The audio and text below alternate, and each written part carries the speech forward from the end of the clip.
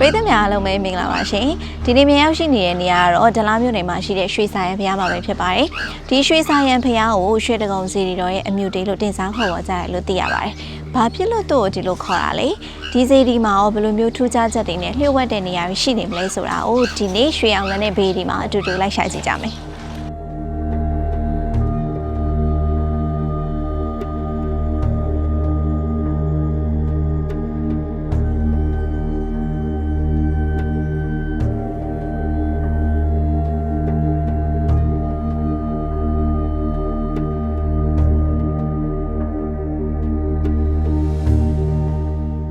ဒီဟာကရွှေစာရန်ဖရာအဝင်ကဇောင်းနှန်းလေးပေါ့နော်ဒီဇောင်းနှန်းလေးကနေတက်တက်လေးလာပြီးလို့ရှိရင်ဒီမှာ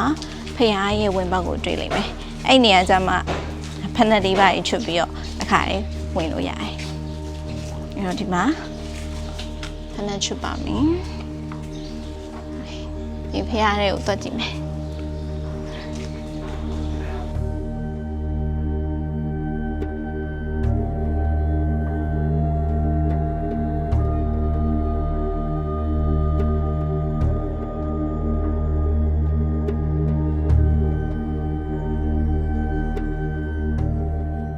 မြတ်စွာဘုရားတတ်တော်ထင်ရှားရှိစဉ်အခါကဒလဘက်ကံကိုကြွရောက်တော်မူတဲ့အခါမှာယသိဒလဒီပါနေပြီးတော့မြတ်စွာဘုရားကိုဖူးမြော်ပြီးတော့ဆုတောင်းခဲ့ပါတယ်။မြတ်စွာဘုရားကဒီကနေပြန်ကြွသွားတဲ့အခါမှာတော့မြတ်စွာဘုရားအရေးတော်ထင်ကြံရိပ်ခဲ့တဲ့ဒီနေရာမှာယသိဒလဒီပါနေပြီးတော့တဲပုံစီဒီလေးကိုစပြီးတော့တည်ထားကိုဝဲခဲ့ပါတယ်။အဲ့ဒီတဲပုံစီဒီကနေမှတဆင်ဒီလိုမျိုးရွှေစာရန်စီဒီတော်ဆိုပြီးတော့ဖြစ်လာခဲ့တာပါ။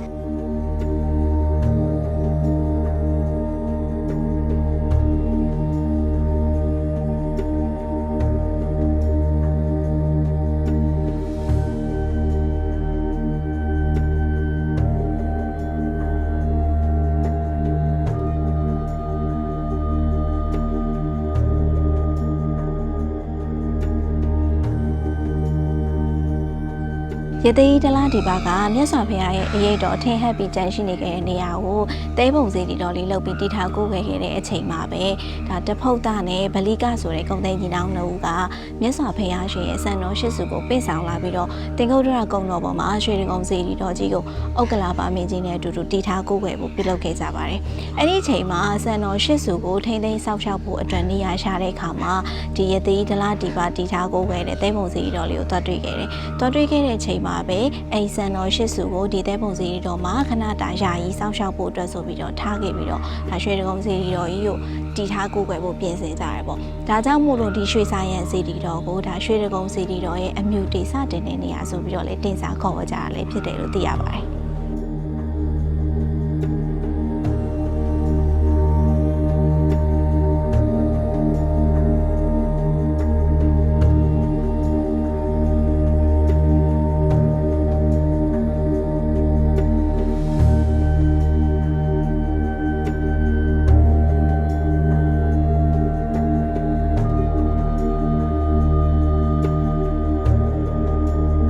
ဒလားမျိုးဟာဆိုလို့ရှိရင်မြတ်စွာဘုရားရှင်ပွင့်တော်မူစဉ်ကာလ103ခုနှစ်ခန့်ကစတင်ရှိနေခဲ့တဲ့မျိုးလည်းဖြစ်ပါတယ်။ဒလားမျိုးကိုအရင်တုန်းကကြိုက်တလလို့ခေါ်တယ်။ကြိုက်တလကနေမှတလဲကနေတလဖြစ်ပြီးတော့အခုနောက်ပိုင်းဒလဆိုပြီးတော့အမည်တွေပြောင်းပြီးတော့ခေါ်တွင်သွားခဲ့ရလေးဖြစ်ပါတယ်။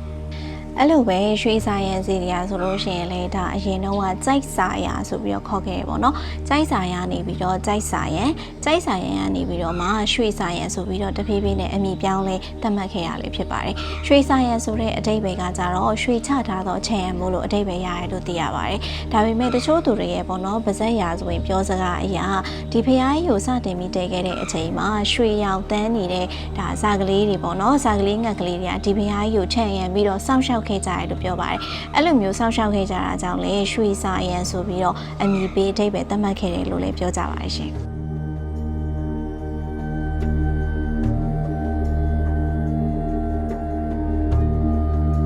ရွှေစာရန်ဖရားရဲ့ရာဟုထောက်မှာဆိုလို့ရှိရင်ဆရာတော်ဥပညာပေါ့နော်ဒါအခုဆိုလို့ရှိရင်မပုတ်မတိုးဆရာတော်လို့လည်းပြောကြပါတယ်ဒီဆရာတော်ဥပညာရဲ့အကြောင်းဆောင်ရှိပါတယ်အဲ့ဒီကိုအခုတက်ကြည့်ကြည့်ပါမယ်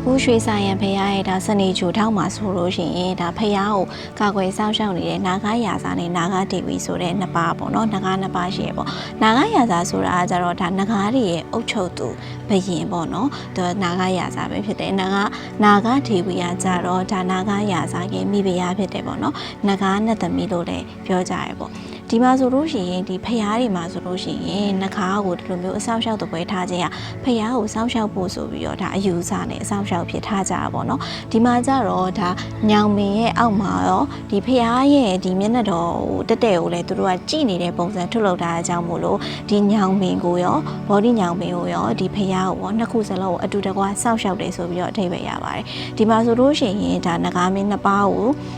လာပြီးတော့လာရောက်ပူဇော်ရတဲ့သူတွေရှိတယ်စီးပွားရေးလုပ်ငန်းကောင်းတင်တဲ့သူတွေလုပ်ငန်းကိုင်ငန်းအဆင်မပြေတဲ့သူတွေဆိုလို့ရှိရင်ဒီကိုလာပြီးတော့ဒါနာက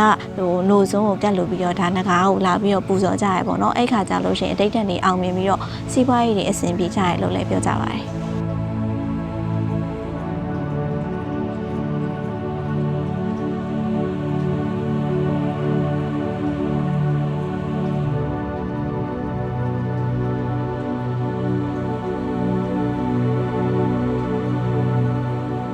ရှိတဲ့မှာပဲဒါကြောက်လိတ်ကြီးရှိရပေါ့နော်ဒီကြောက်လိတ်ကြီးကကြတော့ဒါတဘာဝအတိုင်းကိုမှဒီလိတ်ပုံတဲ့ပုံစံဖြစ်နေတာပေါ့နော်အဲ့တော့ဆရာတော်ဖရာရဲ့ဒီမှာငယ်နာမည်ကကြတော့ဦးလိတ်ပေါ့နော်ဦးလိတ်ကိုအစွဲပြုပြီးတော့ဒါဒီဟာကိုကြောက်လိတ်ဆိုပြီးတော့အမည်ပေးခဲ့တာလည်းဖြစ်ပါတယ်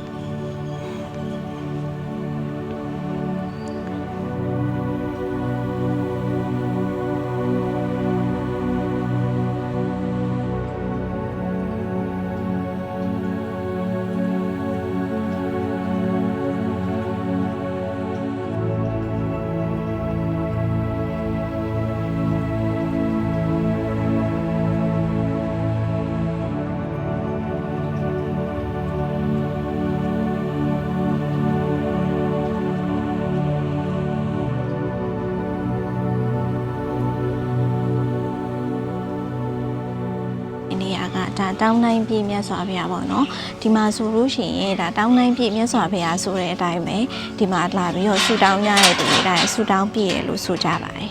အဲ့တော့ဒီဘုရားတွေကိုဝင်ပြီးတော့ဆူတောင်းပြီးတော့အထိတ်ထက်ကြည့်မယ်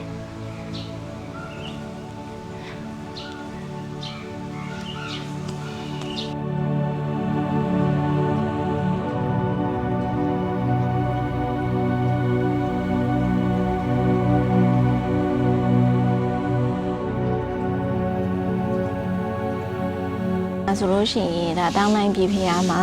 ကိုလိုချင်တဲ့ဆိုယုံယုံကြည်ကြည်နဲ့တည်တည်ချာချာလေးတောင်းမယ်ဆိုလို့ရှိရင်လည်းဒီမှာလည်းဆုတောင်းအရန်ပြည့်ရလို့ပြောကြပါတယ်အဲ့တော့ဒါဆုတောင်းကျင်တဲ့သူတွေပေါ့နော်ဒီဖျားကိုရောက်တော့ရောက်ခါအဲ့ဒီမှာကိုလိုချင်တဲ့ဆုလေးကိုတောင်းကျင်တယ်ဆိုလို့ရှိရင်ဒီဖျားမှာလာတောင်းပြီးတော့လေအထိတ်ချန်လေးဝင်ကြည့်ဖို့ပြောချင်ပါတယ်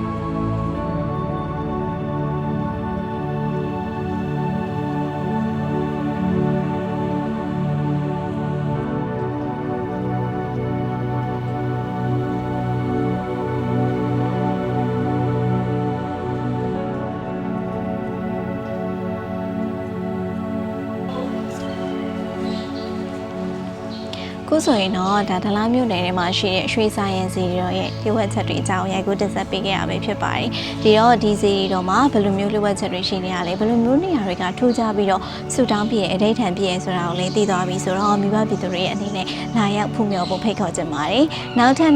ရွှေအောင်လန်းသောပေဒီစီစဉ်မှာလည်းဖရားတွေရဲ့လျှို့ဝှက်ချက်တွေဖရားတွေရဲ့ထူးခြားချက်တွေကိုရိုက်ကူးတင်ဆက်ပေးသွားအောင်မှာဖြစ်လို့စောင့်မျှော်ကြည့်ရှုဖို့အတွက်ဖိတ်ခေါ်ချင်ပါတယ်အားလုံးကိုကျေးဇူးအများကြီးတင်ပါတယ်ရှင်